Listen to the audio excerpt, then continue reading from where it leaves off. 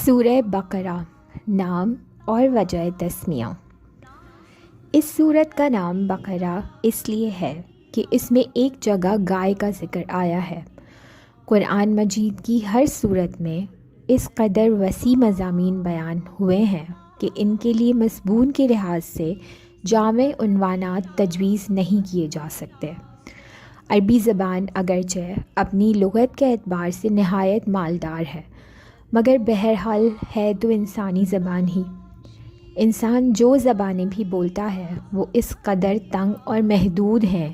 کہ وہ ایسے الفاظ یا فقرے فراہم نہیں کر سکتی جو ان وسیع مضامین کے لیے جامع عنوان بن سکتے ہوں۔ اس لیے نبی کریم صلی اللہ علیہ وآلہ وسلم نے اللہ تعالیٰ کی رہنمائی سے قرآن کی بیشتر صورتوں کے لیے عنوانات کے بجائے نام تجویز فرمائے،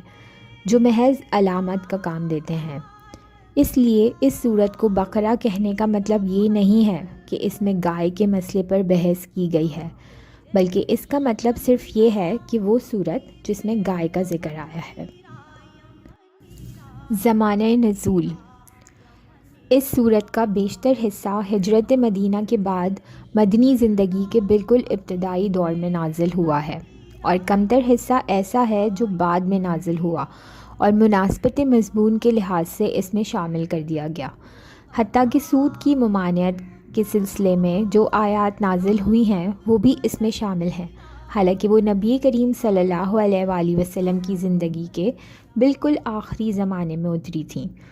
سورت کا خاتمہ جن آیات پر ہوا ہے وہ ہجرت سے پہلے مکہ میں نازل ہو چکی تھیں، مگر مضمون کی مناسبت سے ان کو بھی اسی صورت میں ضم کر دیا گیا ہے۔ شان نزول۔ اس سورت کے سمجھنے کے لیے پہلے اس کا تاریخی پس منظر اچھی طرح سمجھ لینا چاہیے۔ ہجرت سے قبل جب تک مکہ میں اسلام کی دعوت دی جاتی رہی، خطاب بیشتر مشرکین عرب سے تھا،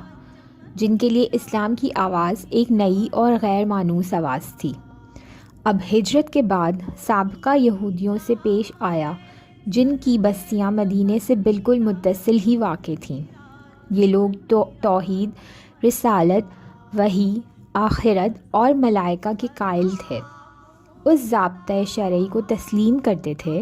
جو خدا کی طرف سے ان کے نبی موسیٰ علیہ السلام پر نازل ہوا تھا، اور اصولاً ان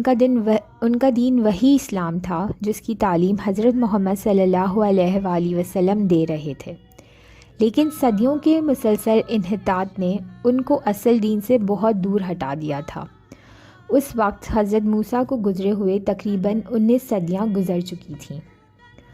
ان کے عقائد میں بہت سے غیر اسلامی عناصر کی آمیزش ہو گئی تھی، جن کے لیے تورات میں کوئی سند موجود نہ تھی۔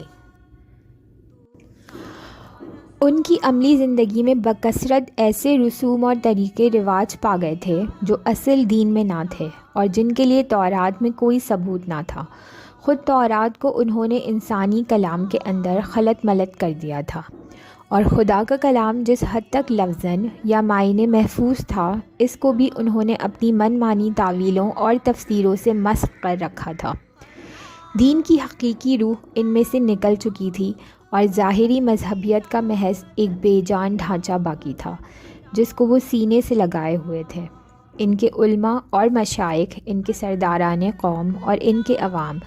سب کی اعتقادی، اخلاقی اور عملی حالت بگڑ گئی تھی،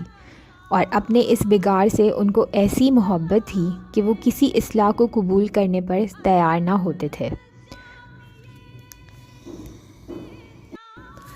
صدیوں سے مسلسل ایسا ہو رہا تھا کہ جب بھی کوئی اللہ کا بندہ انہیں دین کا سیدھا راستہ بتانے آتا تو وہ اسے اپنا سب سے بڑا دشمن سمجھتے اور ہر ممکن طریقے سے کوشش کرتے تھے کہ وہ کسی طرح اصلاح میں کامیاب نہ ہو سکے۔ یہ لوگ حقیقت میں بگڑے ہوئے مسلمان تھے، جن کے ہاں بدعتوں اور تحریفوں، مشگافیوں اور فرقہ بندیوں، خدا فراموشی اور دنیا پرستی کی بدولت انحطاط اس حد کو پہنچ چکا تھا کہ وہ اپنا اصل نام مسلم تک بھول گئے تھے، محض یہودی بن کر رہ گئے تھے۔ وہ اللہ کے دین کو انہوں نے محض نسل اسرائیل کی آبائی وراثت بنا کر رکھ دیا تھا۔ بس جب نبی کریم صلی اللہ علیہ وآلہ وسلم مدینہ پہنچے تو اللہ تعالیٰ نے آپ کو ہدایت فرمائی کہ ان کو اصل دین کی طرف دعوت دیں۔ چنانچہ سورہ بقرہ کے ابتدائی 15-16 رکوع اسی دعوت پر مشتمل ہیں۔ ان میں یہودیوں کی تاریخ اور ان کی اخلاقی و مذہبی حالت پر جس طرح تنقید کی گئی ہے اور جس طرح ان کے بگڑے ہوئے مذہب و اخلاق کی نمایاں خصوصیات کے مقابلے میں حقیقی دین کے اصول پہلو بہ پہلو پیش کیے گئے ہیں، اس سے یہ بات بالکل آئینے کی طرح واضح ہو جاتی ہے کہ ایک پیغمبر کی امت کی بگاڑ کی نوعیت کیا ہو سکتی ہے۔ رسمی دینداری کے مقابلے میں حقیقی دینداری کس چیز کا نام ہے؟ دین حق کے بنیادی اصول کیا ہیں اور خدا کی نگاہ میں اصل اہمیت کن چیزوں کی ہے؟ مدینہ پہنچ کر اسلامی دعوت ایک نئے مرحلے میں داخل ہو چکی تھی۔ مکہ میں تو معاملہ صرف اصول دین کی تبلیغ اور دین قبول کرنے والوں کی اخلاقی تربیت تک محدود تھا، مگر جب ہجرت کے بعد عرب کے مختلف قبائل کہ وہ سب لوگ جو اسلام قبول کر چکے تھے ہر طرف سے سمٹ کر ایک جگہ جمع ہونے لگے اور انصار کی مدد سے ایک چھوٹی سی اسلامی ریاست کی بنیاد پڑ گئی، تو اللہ تعالیٰ نے تمدن، معاشرت، معیشت، قانون اور سیاست کے متعلق بھی اصولی ہدایت دینا شروع کی اور یہ بتایا کہ اسلام کی اساس پر یہ نیا نظام زندگی کس طرح تعمیر کیا جائے۔ اس صورت کے آخری 23 رکوع زیادہ تر انہی ہدایت پر مشتمل ہیں، جن میں اکثر ابتدائی میں بھیج دی گئی تھیں اور بعض متفرق طور پر حسب ضرورت بعد میں بھیجی جاتی رہیں۔ ہجرت کے بعد اسلام اور کفر کی کشمکش بھی ایک نئے مرحلے میں داخل ہو چکی تھی۔ ہجرت سے پہلے اسلام کی دعوت خود کفر کے گھر میں دی جاتی رہی تھی اور متفرق قبائل سے جو لوگ اسلام قبول کرتے تھے وہ اپنی اپنی جگہ رہ کر ہی دین کی تبلیغ کرتے اور جواب میں مصائب اور مظالم کے تختہ مشق بنتے تھے۔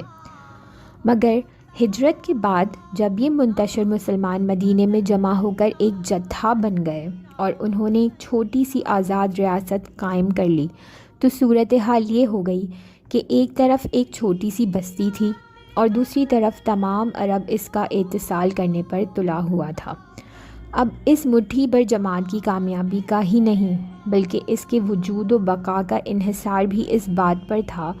کہ اولاً وہ پورے جوش و خروش کے ساتھ اپنے مسلک کی تبلیغ کر کے زیادہ سے زیادہ لوگوں کو اپنا ہم عقیدہ بنانے کی کوشش کرے،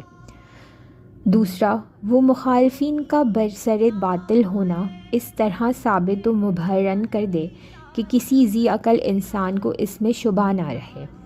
تیسرا بے خان و ماں ہونے اور تمام ملکی عداوت و مزاحمت سے دوچار ہونے کی بنا پر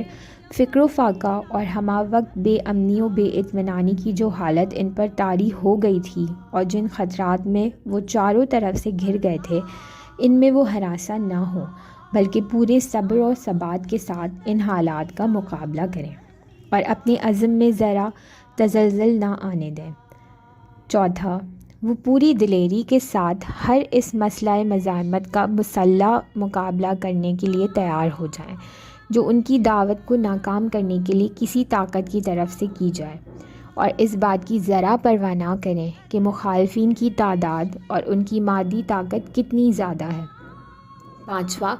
ان میں اتنی ہمت پیدا کی جائے کہ اگر عرب کے لوگ اس نئے نظام کو جو اسلام قائم کرنا چاہتا ہے فہمائش سے قبول نہ کریں